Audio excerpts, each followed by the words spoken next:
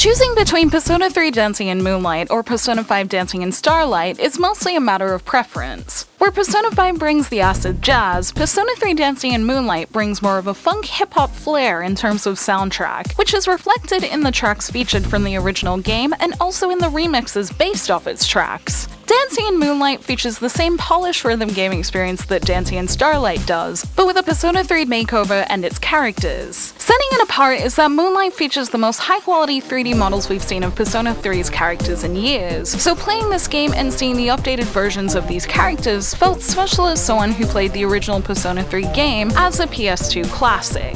Whether you're here for the dancing or here for more Persona 3, Persona 3 Dancing in Moonlight delivers the polished rhythm game and visual experience that fans of Persona's dance games expect, while also being a great visual tribute to Persona 3 and its great characters in this rhythm game experience.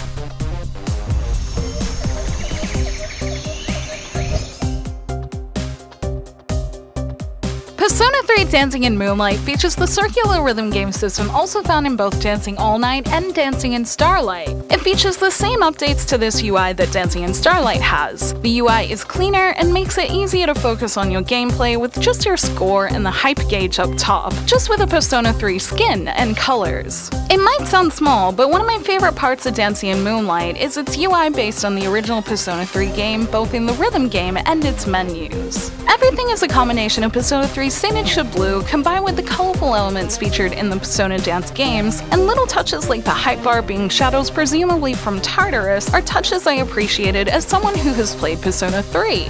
As a nostalgic final touch, the menus in Dancing in Moonlight also felt like an updated version of Persona 3, particularly with its menu sounds and layout of its social events using tarot cards reminiscent of Persona 3's social links. It's these touches that made me feel like they put a lot of effort into making Dancing in Moonlight special for fans of Persona 3, and made me feel instantly at home in this rhythm game version of it.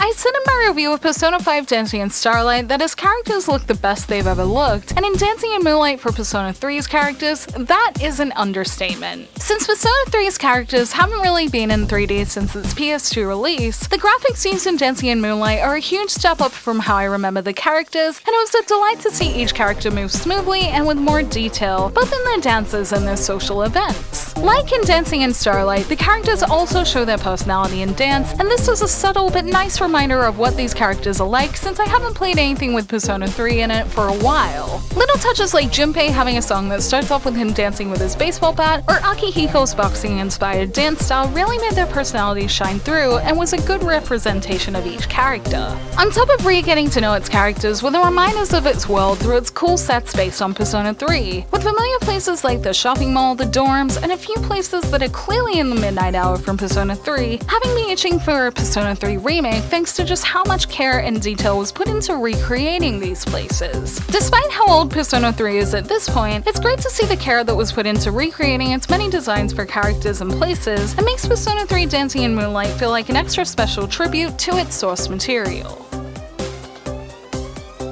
Dancing in Moonlight isn't just a great visual tribute to Persona 3, as it also incorporates many songs and remixes based off music from its original game. It keeps Persona 3's unique funk-infused hip-hop intact in its original tracks, while also adding remixes that span from dance to heavy rock hip-hop blends, complementing the darker tone of Persona 3 well. Here are just a few previews of some of the remixes featured.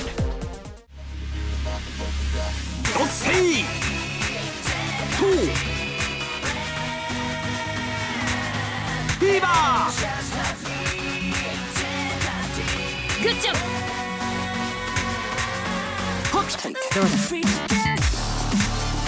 頑張ってください。よしまだまだだすごい盛り上がりだ会場の熱気すごいね。楽しくなってきちゃった。やったその調子です。風花さんの安定感さすがですね。天田君年下とは思えない堂々とした動きだったよ。見せつけてくれるね2人とも。天田君がいてくれて頼もしかった。いい感じ。エクセレント決まってますね。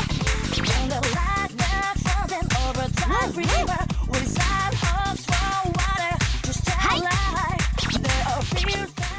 And for those who enjoyed Persona 3's original soundtrack, like in Dancing in Starlight, it features a few rhythm game tracks that are unremixed tracks from the original game that were enjoyable since Persona games generally have good soundtracks, and Persona 3 is no exception. In this dance game though, I really enjoy the remixes most with its blend of genres, and I'm still waiting on that separate soundtrack release so I can listen to these songs when I'm not playing because they're a great new take on an already great soundtrack.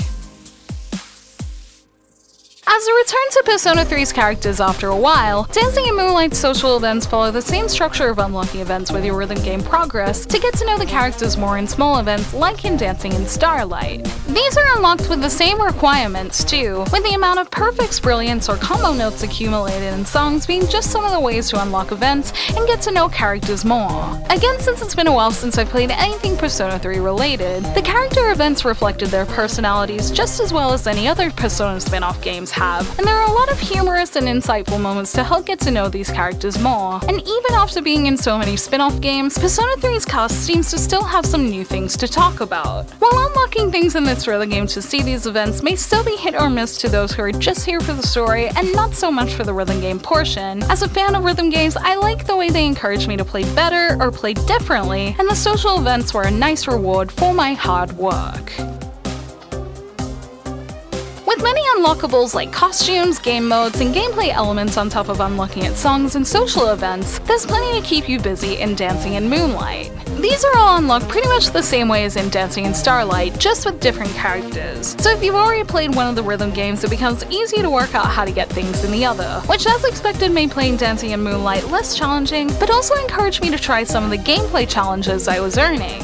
With challenges like making songs harder to complete by making the hype gauge fill up slower, or making the middle of the screen invisible, adding challenges like this allow me to keep this rhythm game still feeling fresh and fun in its Moonlight version. Dancing in Moonlight also has more rooms to explore in some of its social events and its card-finding, VR-compatible minigame, so it was fun this time to get to know Persona 3's characters as I search for well-hidden cards in these detailed spaces. I've played about 10 hours of Persona 3 Dancing in Moonlight so far, and don't plan on leaving Moonlight or Starlight anytime soon as a fan of unlocking things, and thanks to its many ways of customizing the dance game, I'm glad I can keep these experiences fresh as I try to unlock everything.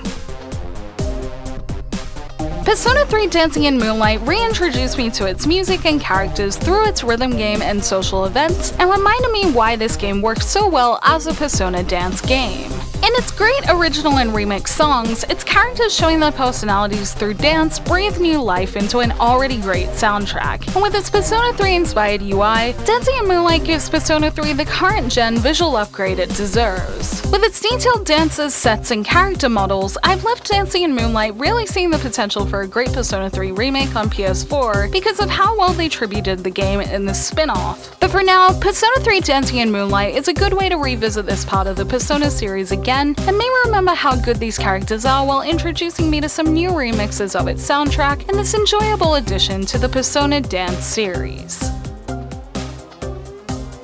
Thank you for watching this video. Let me know in the comments below if you will pick up Persona 3 Dancing in Moonlight or Persona 5 Dancing in Starlight. You can also check out my review of Dancing in Starlight below. I will leave a link in the description. I have a few thank yous to give, including a special thanks to Corrupted Save for giving this game to me and making this review possible at all. He has a good channel, so feel free to check that out. I'll leave a link in the description. Also, special thanks to the people on Twitter who voted in the poll I put out asking if I should put song previews in this video. It really helped me make the decision quickly and get this done sooner. Be sure to follow me on Twitter if you want to be able to vote in these polls too, but for now, thank you for those who did. I really appreciate it. You can like and share this video if you enjoyed it, subscribe to my channel for more JRPG content like this, and ring that bell to get notifications on whenever I post so you don't miss a thing. And you can check out the blog at jrpgjungle.com where I do everything I do here, but in written form. And you can find me on social media on Twitter, Facebook, and Instagram, all at jrpgjungle. Links to those will be in the description below, along with where you can pick up Dancing in Moonlight. Until next time, thank you, bye!